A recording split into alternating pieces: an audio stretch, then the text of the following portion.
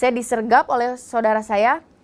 Kemudian saya dipukul, saya ditampar, diperlakukan secara tidak manusiawi hanya karena saya pindah agama. Saya tidak diberi waktu untuk menjelaskan kenapa saya masuk Islam. Saat itu pun orang tua saya masih berdiam. Mereka tidak membela saya. Mereka tidak memberi space untuk, sudahlah, berikan sedikit dia untuk berbicara. Assalamualaikum warahmatullahi wabarakatuh. Waalaikumsalam warahmatullahi wabarakatuh. Perkenalkan, nama hijrah saya Azhara Naibaho. Nama sebelum hijrah saya adalah Maria Franciscus Naibaho. Saya berasal dari suku Batak, namun saya dilahirkan di Bandung. Baik, Amel. Nama hijrah saya adalah Amelia Kamila Putri Naibaho, dan nama saya sebelum berhijrah adalah Melkuri Naibaho. Kalian ini kalau lihat namanya satu marga, berarti kakak beradik ya? Iya, betul. Kandung. Subhanallah. Ini sama-sama baru masuk Islam. Iya. Sama-sama sepakat ingin pindah agama. Nah, ini menarik sekali. Boleh nggak kalian ceritakan kepada pemirsa di rumah bagaimana latar belakang kalian bisa mendapatkan hidayah dari Allah Subhanahu wa Ta'ala? Saya minta Zahra dulu yang cerita. Bismillahirrahmanirrahim. Sebelumnya bagi saya dan adik saya, agama Islam itu sudah tidak asing lagi. Walaupun kami dididik, dibesarkan, dan dilahirkan di keluarga non-muslim. Karena tempat ibadah umat muslim pun itu sangat berdekatan dengan rumah kami. Sehingga ketika kami melihat orang melaksanakan ibadah sholat, mendengarkan lantunan azan, murotal Al-Quran, orang-orang pergi pengajian, itu merupakan tontonan sehari-hari bagi kami. Namun saat itu mungkin Allah masih menutup hati kami. Artinya bagi kalian berdua ini Islam itu tidak asing gitu ya? Betul. Karena lahir dari rahim ibu yang tidak muslim. Iya. Dibesarkan di lingkungan yang tidak muslim. Tetapi lingkungan masyarakat kalian ini mayoritasnya adalah muslim. Artinya ya agama Islam itu tidak aneh gitu ya? Iya, betul. Alhamdulillah. Nah, terus bagaimana selanjutnya? Sampai suatu ketika Allah mengubah hidup saya. Itu ketika saya kuliah, saya mengalami suatu masa yang sangat terpuruk, yang sebelumnya saya belum pernah merasakan hal itu.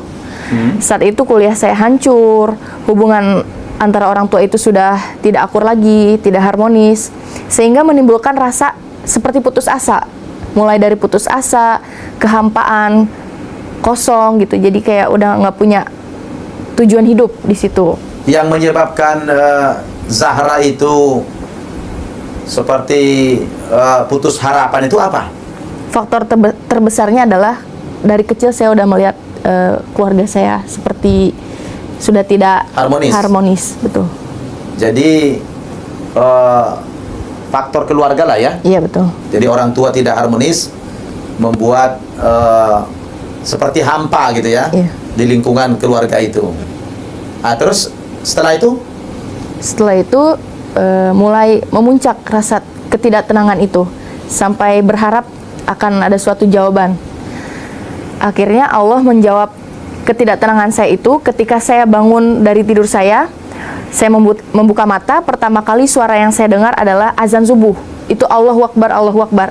Dan untuk pertama kalinya hati saya sangat bergetar ketika mendengar suara azan. Padahal sebelum-sebelumnya saya ratusan kali itu selalu mendengarkan azan. Tapi hati saya masih biasa saja di situ. Jadi, wah ini menarik.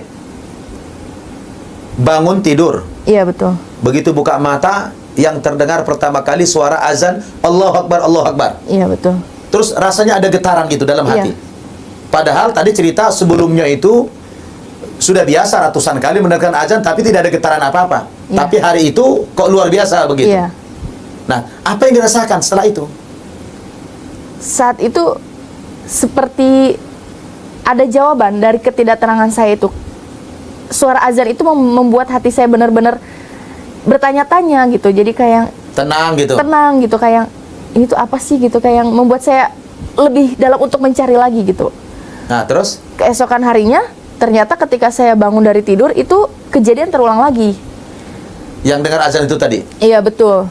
Sehingga itu udah seperti hati memantapkan ini sepertinya jawaban dari Allah gitu. Subhanallah. Jadi Zahra menterjemahkan suara azan yang dia dengar tadi, yang untuk pertama kalinya menggetarkan hati, padahal sebelumnya sering mendengarkan suara azan. Diterjemahkan ya, itu sebagai sebuah jawaban. Iya, betul. Artinya petunjuklah, hidayah dari Allah. Iya. Sehingga ingin masuk agama Islam, begitu. Iya, betul. Nah, apa yang Zahra lakukan setelah itu? Setelah itu siang harinya saya langsung membeli ke toko buku itu buku tuntunan sholat. Iya. Lalu saya lihat tata cara wudhu dan sebagainya. Saya mulai ingin praktek itu, cuman saya kan masih bingung. Saya harus gimana ini? Nggak mungkin saya harus ke masjid. Jadi kalau wudhu itu saya belajar di rumah sendiri. Jadi sebelum syahadat, ya sudah beli buku dulu, Iya. tuntunan sholat. Iya. Jadi langsung pengen belajar wudhu bagaimana, Iya. sholat bagaimana, padahal belum masuk Islam. Belum. Subhanallah. Apa yang mendorong itu? Karena dari suara azan itu, jadi itu seperti yang memanggil hati saya itu untuk pergi Segera ke masjid, kira-kira Iya, betul. begitu. Karena saya belum sah untuk masuk ke masjid, maka saya lihat dulu di buku itu persyaratannya itu bagaimana sebelum masuk masjid. Nah, terus setelah itu apa yang dilakukan lagi? Setelah itu saya sharing sama adik saya ceritakan pengalaman saya. Ternyata adik saya selama ini juga memendam rasa ingin pindah keyakinan. Subhanallah. Iya, gimana Amel? Iya, Ceritanya betul, nih. Karena awalnya memang saya kurang nyaman dengan agama saya yang sebelumnya. Saya bingung dengan pengajaran di agama saya yang sebelumnya, dan saya juga bingung tentang posisi ketuhanan di agama saya yang sebelumnya. Artinya Amel ternyata sudah lebih dulu Iya. ya memendam ketidaknyamanan di dalam agama sebelumnya, Iya. tapi tidak pernah ngomong. Ya, karena saya takut. Iya, di saat kakaknya ya sudah mengalami satu dorongan ingin masuk agama Islam, lalu curhat sama Amel, ternyata Amel juga punya keinginan yang sama begitu. Iya. Subhanallah. Nah, setelah itu apa yang kalian lakukan? Setelah itu kami memutuskan untuk bertemu salah satu tokoh agama Islam, khususnya Di Bandung itu? Iya, khususnya kami ingin bertanya lebih dalam lagi tentang perbandingan agama Islam dengan keyakinan kami yang sebelumnya, Iya. untuk memantapkan. Setelah itu kami memutuskan untuk benar-benar harus pindah agama keesokan harinya. Jadi apa yang dijelaskan Ustadz kepada kalian berdua sehingga semakin memperkuat keinginan pindah agama itu? Tentang poin pentingnya adalah Nabi Isa. Ternyata Islam selama ini mengimani Nabi Isa, yang di agama kami sebelumnya itu beda. Dianggap Tuhan. Dianggap Tuhan. Jadi maksudnya kok lebih logik gitu Islam itu. Subhanallah. Ya. Terus setelah itu apa?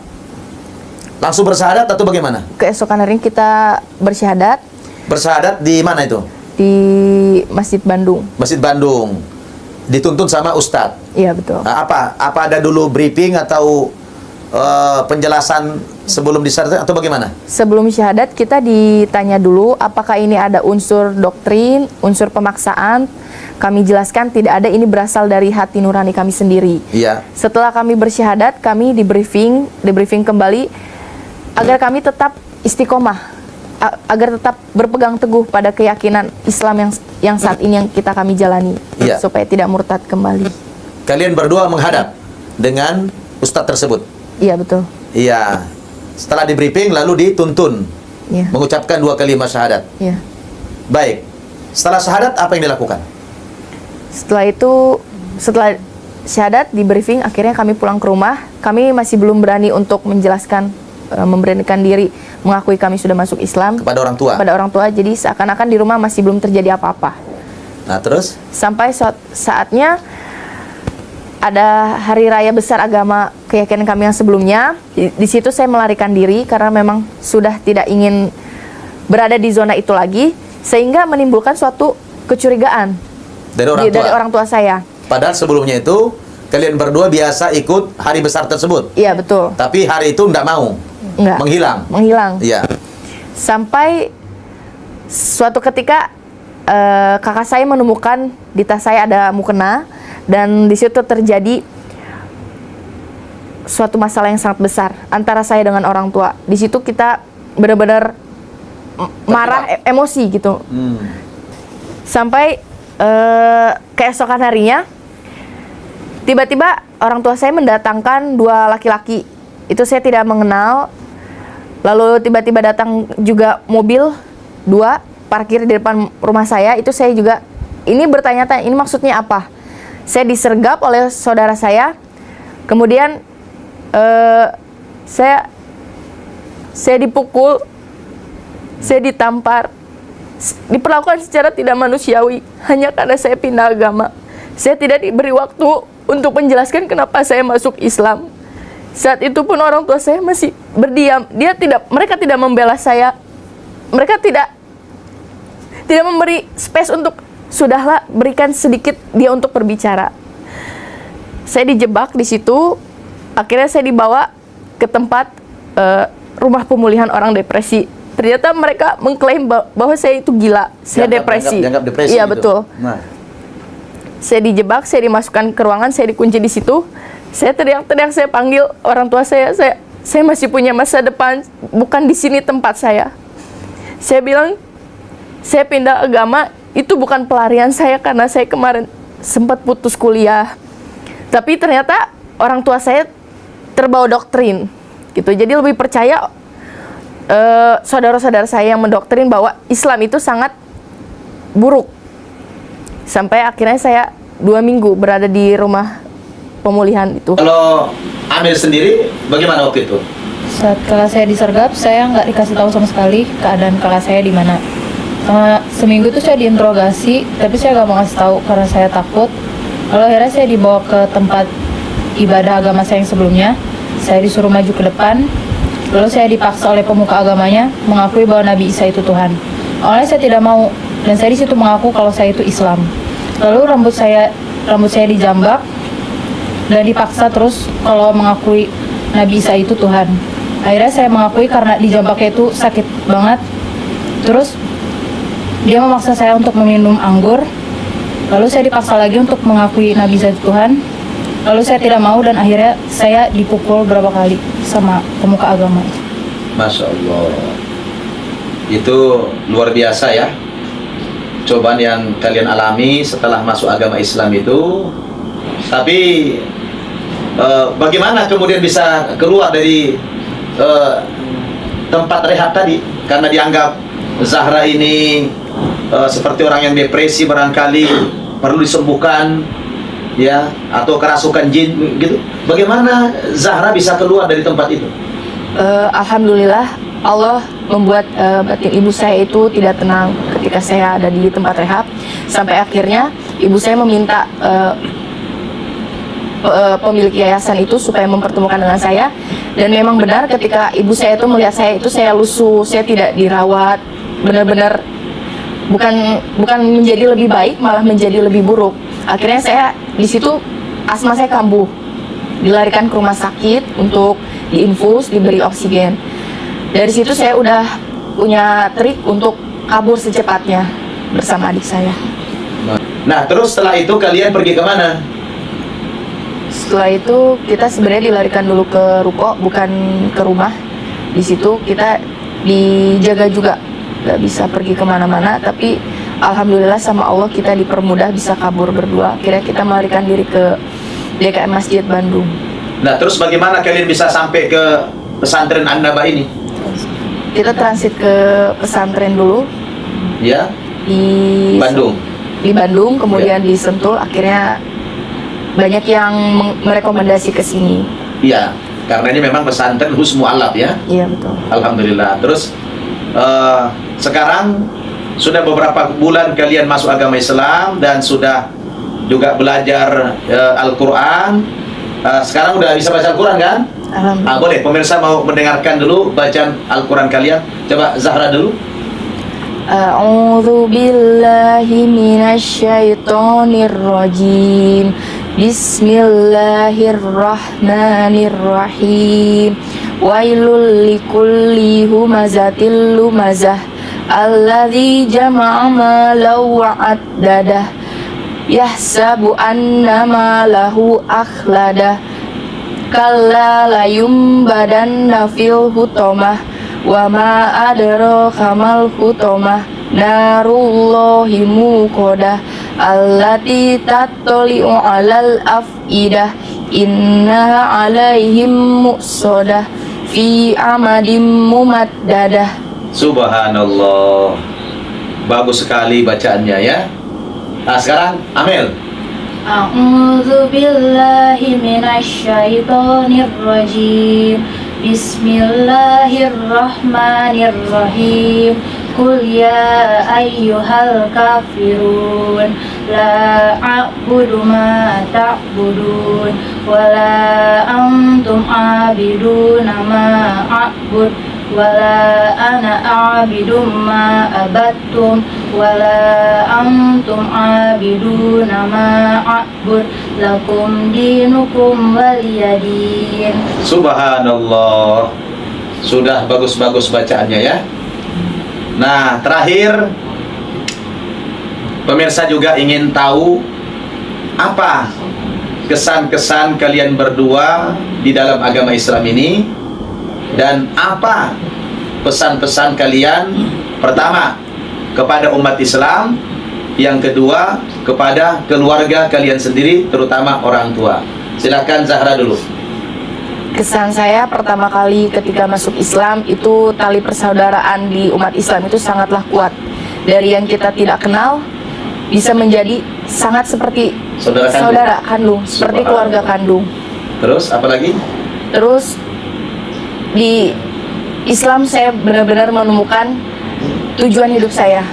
Saat itu saya benar-benar menjadi wawasannya luas, hati saya menjadi lebih tenang, lebih damai, dan saya lebih berpikir hidup ini bukan hanya untuk di dunia. Subhanallah. Terus sekarang merasa sudah ada yang melindungi begitu ya? Iya, betul. Diperhatikan, orang Islam juga merangkul begitu. Ya, itulah memang keunggulan agama Islam ini, sangat peduli terhadap orang-orang yang dapat hidayah dari Allah Subhanahu wa taala. Subhanallah.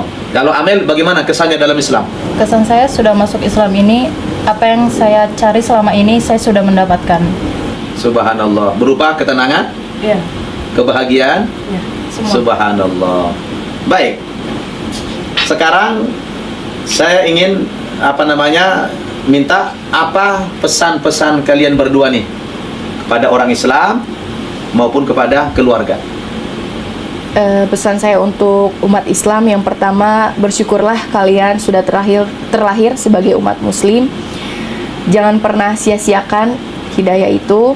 Kemudian berjuang dan berdakwahlah bahwa tiada yang benar selain agama Islam. Allahu Akbar. Kemudian rangkul para mu'alaf, lindungi kami sebagai mu'alaf. Subhanallah. Terus kalau pesan kepada keluarga? Pesan kepada keluarga, yang pertama untuk mama sama papa, saya mohon maaf untuk selama ini masih belum bisa memberikan yang terbaik. Mungkin waktu itu hidup saya hancur. Cuman ketika saya masuk Islam, saya lebih berpikir untuk memperbaiki hidup saya. Saya menjadi lebih sayang. Saya ingin keluarga saya bersatu kembali. Tidak ada saya yang minta berupa harta atau apapun. Saya hanya minta, terimalah saya sebagai orang Muslim. Terimalah ketenangan yang sudah saya dapatkan. Beri kesempatan saya menunjukkan ketika saya masuk Islam, saya bisa menjadi lebih baik lagi. Saya minta juga, hindarilah dogma atau doktrin stigma negatif tentang Islam. Karena kalian belum tahu sebenarnya Islam itu sangat indah dan damai. Itu saja yang bisa saya sampaikan. Iya, luar biasa ya. Saya sampai tidak sanggup lagi menahan air mata ini. Dalam sekali pesan yang disampaikan oleh Zahra kepada umat Islam dan juga kepada keluarga. Sama pesannya dengan kakaknya? Sama, Pak. Iya. Tak terasa waktu begitu cepat berlalu. Rasanya baru beberapa saat saja berbincang-bincang dengan mereka berdua, ternyata sudah panjang waktunya, dan ini baru sekedar sekelumit saja dari perjalanan spiritual mereka, bagaimana mendapatkan hidayah dari Allah Subhanahu wa taala. Tetapi ada poin inti yang bisa kita ambil dari penjelasan dua anak ini tadi. Yang pertama, kesan mereka setelah masuk agama Islam itu, katanya agama Islam itu sungguh luar biasa. Mereka merasakan ada satu persaudaraan yang sangat kuat. Setelah mereka menjadi muslim, jumpa dengan seorang muslim, walaupun tadinya tidak saling kenal, berbeda suku, berbeda bahasa, berbeda warna kulit, tetapi ketika mereka sudah sama-sama menjadi muslim, bagaikan satu anggota tubuh. Ini hal yang luar biasa kesan mereka, dan memang itulah yang terjadi. Kemudian yang paling menarik lagi adalah pesan yang sangat mendalam tadi. Dia mengatakan kepada umat Islam, ya, kalian orang Islam yang terlahir sebagai muslim harus banyak bersyukur kepada Allah Subhanahu wa taala, karena kalian tidak perlu capek-capek mencari kebenaran, tidak perlu mengalami penyiksaan seperti yang mereka rasakan selama ini. Maka mereka berpesan kepada umat Islam secara umum yang telah terlahir sebagai muslim ini agar berpegang teguh terhadap agama Islam dan istiqamah, serta memperjuangkannya dan mendakwahkannya agar orang-orang di luar kita semakin banyak yang mendapatkan hidayah dari Allah Subhanahu wa taala. Dan pesan yang mendalam yang terakhir, dia berpesan kepada keluarganya, terutama kepada orang tua. Kiranya orang tua jika menyaksikan ya tayangan testimoni mereka ini, hendaklah menerima perbedaan itu, menerima mereka sebagai anak, bahwa kalau kemudian mereka memutuskan untuk pindah keyakinan, itu adalah hak setiap manusia yang sudah dewasa. Tidak perlu kita harus memaksakan, dan jangan sampai putus hubungan keluarga hanya karena perbedaan keyakinan. Dan dia mengatakan, berikan kesempatan kepada kami untuk membuktikan kepada orang tua dan kepada keluarga bahwa Islam tidak seperti yang dituduhkan orang selama ini, yang dikaitkan dengan teroris, radikal, dan sebagainya. Mereka berdua ingin membuktikan kepada orang tua bahwa setelah mereka masuk agama Islam itu lebih baik akhlaknya, lebih memuliakan orang tua, lebih menghormati keluarga. Nah, kiranya siapapun, terutama keluarga, jika menyaksikan testimoni mereka ini, ya sangat berkesan sekali. Mudah-mudahan yang belum mendapatkan hidayah, semoga diberikan hidayah oleh Allah Subhanahu wa taala, dan yang sudah menjadi muslim, semoga kita dalam keistiqomahan insyaallah. Terima kasih Zahra dan Amel sudah mau bercerita tentang pengalaman-pengalaman spiritualnya, bagaimana mendapatkan hidayah dari Allah Subhanahu wa taala. Kuatkan iman Islammu ya. Jangan pernah goyang, jangan pernah ragu, dan apapun cobaan yang kalian hadapi dalam hidup ini, itu bagian daripada bukti Allah sayang kepada kalian berdua ya. Dan nanti setelah kalian tamat belajar di pesantren ini, jangan lupa kalian berdakwah ya. Berdakwahlah kepada keluarga. Allah mengatakan, ya ayyuhalladzina amanu qu anfusakum wa ahlikum nar. Wahai orang-orang yang beriman, selamatkanlah dirimu dan keluargamu dari api neraka. Ya. Jadi kalian di sini sudah tenang ya. Ya. Sudah terlindungi kalian ya. Ya. Ya, sekarang sungguh-sungguh belajar ya, supaya punya ilmu. Sebab Islam ini agama ilmu, dan menuntut ilmu Islam itu hukumnya wajib ya.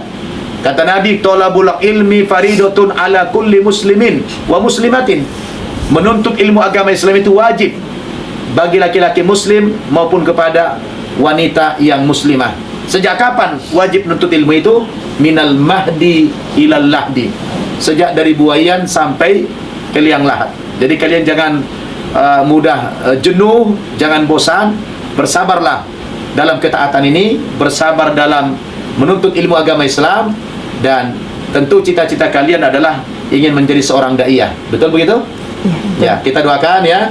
Pemirsa juga kita doakan dua saudari kita ini. Semoga Allah berikan kepada mereka tambahan hidayah sehingga mereka istiqomah dalam Islam sampai akhir hayatnya. Demikian hasil ya perbincangan saya dengan dua orang saudari kita yang telah diberikan hidayah oleh Allah Subhanahu wa taala, yang sangat luar biasa ya kesan-kesannya di dalam menyampaikan testimoni ini. Mudah-mudahan kita semua dapat mengambil hikmah dan mengambil pelajaran dari kesaksian mereka, dan semoga kita semakin banyak-banyak bersyukur kepada Allah Subhanahu wa taala karena kita telah dipilih oleh Allah menjadi hambanya yang beriman. Terima kasih atas segala perhatiannya. Mohon maaf kalau ada kekurangan. Hadanallah wa iyyakum ajmain. Wassalamualaikum warahmatullahi wabarakatuh. Waalaikumsalam.